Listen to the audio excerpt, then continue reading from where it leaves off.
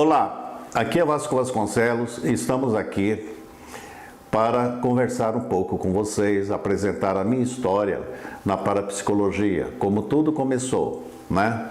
Desde a época da infância até os dias de hoje, em que, ao nascer, né, eu escutei uma voz no quarto, não da minha mãe biológica, mas da minha mãe espiritual, que disse o seguinte, ela dizendo: aqui está meu filho que eu trouxe para servir. Ouvi perfeitamente essa voz e depois entrei no estado de suspensão consciencial. Aos 10 meses recuperei a consciência contínua e já sabia o que era avião e outras situações. Tanto que minha mãe, ao bater uma chapa de fotografia, disse para mim: olha lá para cima, vejo o avião passando. Mas não havia avião algum, e eu sabia qual era o significado do avião. De lá para cá, a consciência contínua sempre se manteve muito fixa em mim. E quando eu falo consciência contínua, não é a consciência do mundo físico, em que a pessoa dorme, sonha. Isso é uma consciência relativa ao mundo físico. É uma consciência que vem do sono, justamente por ser fisiológica. A consciência contínua que eu falo é justamente uma consciência em que a pessoa vai adquirindo e adquire justamente nas vidas sucessivas. Então, de posse dessa consciência contínua, que é uma consciência evolutiva, a pessoa consegue atingir todos os seus estados de consciência superior. Diante disso, tudo começou lá por volta de 1 ano, 2 anos, 3 anos, em que eu brincando, apareceu uma entidade do meu lado, que depois eu identifiquei como sendo Ramatiz, e dizia para mim: você precisa estudar, você precisa estudar.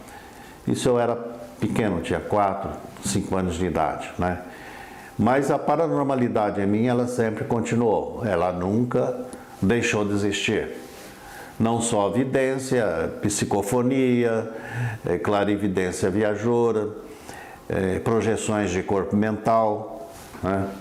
Em que eu saía do corpo quando era pequeno, tinha uns 8 anos, e me via projetado no fundo do mar e nenhum dos peixes ali me vendo. E eu não havia corpo algum em mim.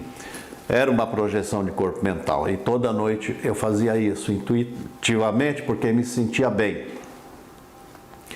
E continuando nessa trajetória, foi quando chegou aos 16 anos. Ali foi o meu início na parapsicologia. Foi justamente com 16 anos que eu vi o Brasil inteiro, a mídia, parte da mídia, querendo justamente destruir aqueles que estavam trabalhando para o bem das pessoas, e justamente no espiritismo. O Arigó, eu vi o Arigó sendo preso 2 vezes, e naquela noite, na televisão, eu falei com o marido da minha mãe: por que estão fazendo isso com ele? Ele falou: mas é lei, a lei não permite isso, que se faça atendimento em pessoas dessa maneira, operações. Então eu falei: mas se ele é bom, por que não deixar o Arigó fazer isso? E naquela noite eu decidi, eu falei: eu vou estudar e vou ser parapsicólogo. As perseguições no Arigó continuaram. E depois veio também perseguições em cima de Chico Xavier e Valdo Vieira, em Uberaba. Na revista O Cruzeiro, que na época era a Rede Globo, que nós temos hoje, desencadeou uma intensa perseguição a Chico Xavier e Valdo Vieira, das questões de materializações. Foi uma situação tão feroz em cima deles que Otília, A Otília, que era a paranormal, ou a médium que produzia o efeito ectoplasma, ficou tão traumatizada que houve uma fragmentação na paranormalidade dela e ela deixou de produzir o efeito ectoplasma. Então a Otília Diogo se afastou dessa situação.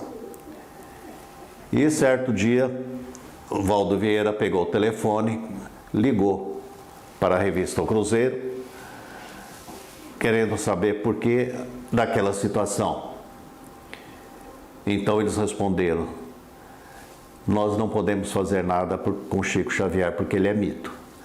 Então a situação partiu em cima de Valdo Vieira. Agora, quer queira, quer não queira, ele faz parte da história da mediunidade e da parapsicologia no Brasil. E diante de tudo isso, eu fui acompanhando toda essa situação. Depois, me casei, né?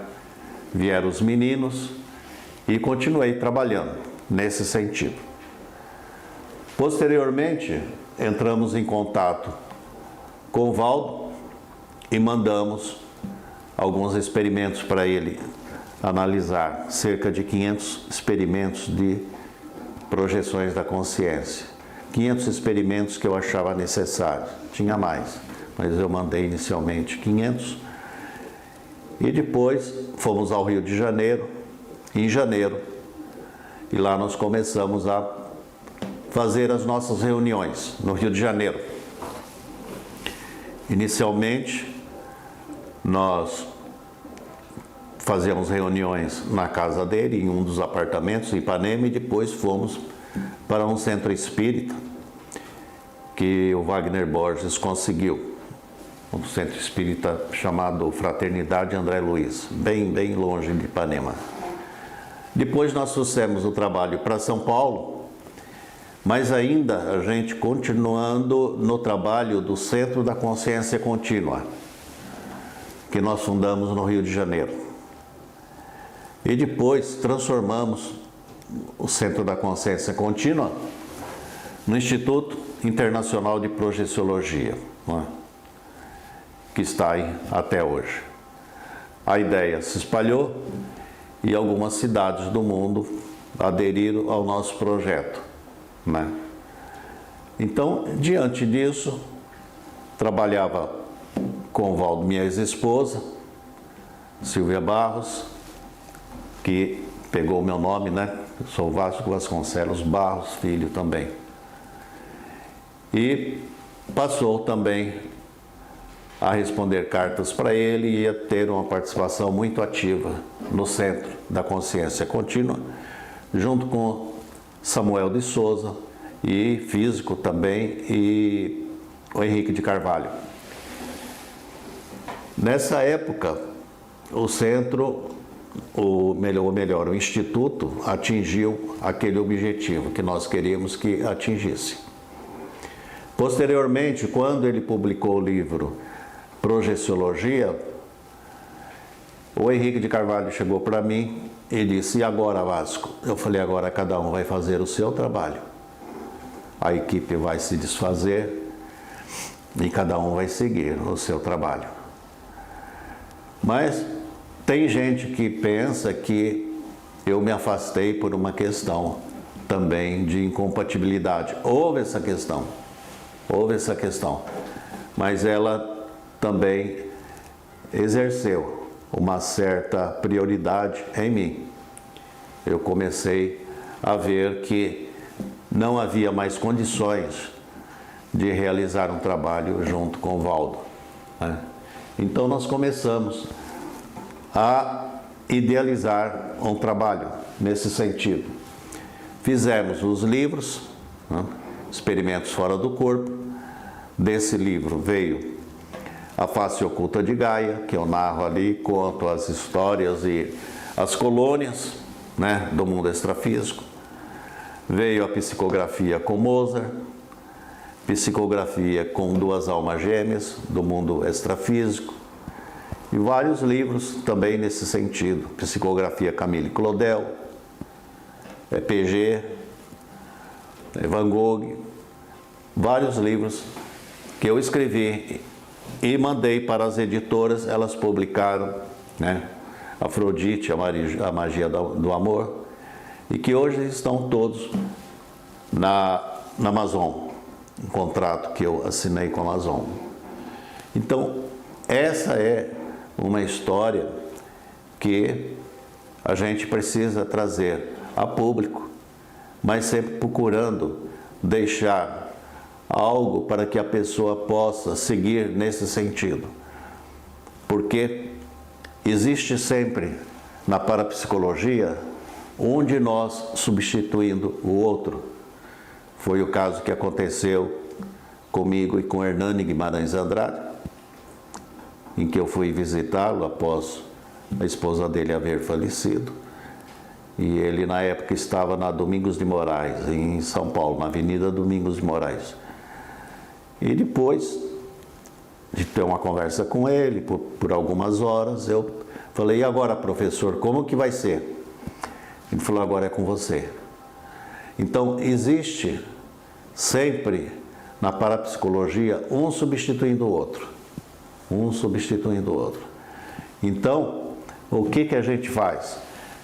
É incentivar aquelas pessoas que estão começando agora na parapsicologia a seguir um caminho de estudo, de coerência em suas afirmações, para que possa haver lógica, para que as pessoas possam confiar, né, naquelas pessoas que vão vir depois da gente. Eu tive a felicidade de conhecer uma certa tarde lá em São Paulo o Alberto Lira, né, um grande escritor. E a parapsicologia, ela está seguindo um caminho aqui no Brasil também da parapsicologia clínica, né? A parapsicologia clínica vai certamente ajudar muito as pessoas nesse sentido. Inclusive, eu estou defendendo um trabalho, uma tese de atendimento em que a pessoa vai focalizar no consultório dele a gestão dos 3 corpos, né? Corpo, mente e espírito. Então, a parapsicologia, no geral, ela vai ter condições de atender essas 3 situações. Justamente porque o remédio alopático, da alopatia, ele atua no corpo físico da pessoa, certo? Já os demais trabalhos que são feitos por parapsicólogos clínicos e outras ramificações dentro da saúde espiritual, então vai atuar no corpo energético da pessoa. Justamente os florais de Bach ajuda muito nessa questão. E outras situações, né? Então, o que nós temos que fazer também?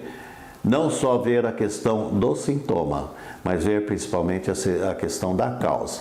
Então, a causa atua justamente escondida em um dos 2 corpos que restam, espírito e mente, que é a consciência, né? Então, o que acontece no corpo físico é justamente o reflexo que está lá do outro lado agindo, né? Então, essa tese vai levar um pouco de tempo ainda para apresentar, começar e terminar, né? Mas já é um caminho. E dentro disso daí também estamos procurando, eu e minha companheira de trabalho, né, sócia nesse projeto, desenvolver uma metodologia de ensino dentro da parapsicologia clínica em que seja abordado fundamentalmente o pensamento científico. Isso é importante. O parapsicólogo clínico, ele precisa saber a natureza do pensamento científico, né? Estabelecermos uma situação em que, principalmente no TCC, não seja abordado somente o que acontece na época do estágio, e sim ser abordado no geral, porque senão tudo se torna repetitivo. O pensamento científico, ele é muito importante nessa situação. Então, é uma coisa que eu já venho desenvolvendo há muito tempo, né? Então, esse é o meu trabalho, não só na parapsicologia de pesquisa, mas também no trabalho de parapsicologia clínica, né? Já falei do histórico dos livros, né? Então, vamos encerrar aqui essa apresentação, sempre deixando uma janela aberta para que as pessoas possam, quando discordar, refutar. Isso é importante, porque ciência é refutação, principalmente refutação. A ciência ela não pode ser fechada numa sala de aula e ser abordado como ensino fundamental, em que o aluno não é permitido perguntar. Ele deve perguntar quando tem dúvida. Isso é importante, né? Já começar nesse sistema, né, da refutação. Ciência é refutação. Não se faz ciência também com palavras novas. As palavras novas complicam muito a pessoa, né? Então fica aqui o nosso abraço, meu e Aida Lano. Desejamos a vocês um progresso, muito trabalho e sucesso. Até mais. Boa sorte a todos vocês.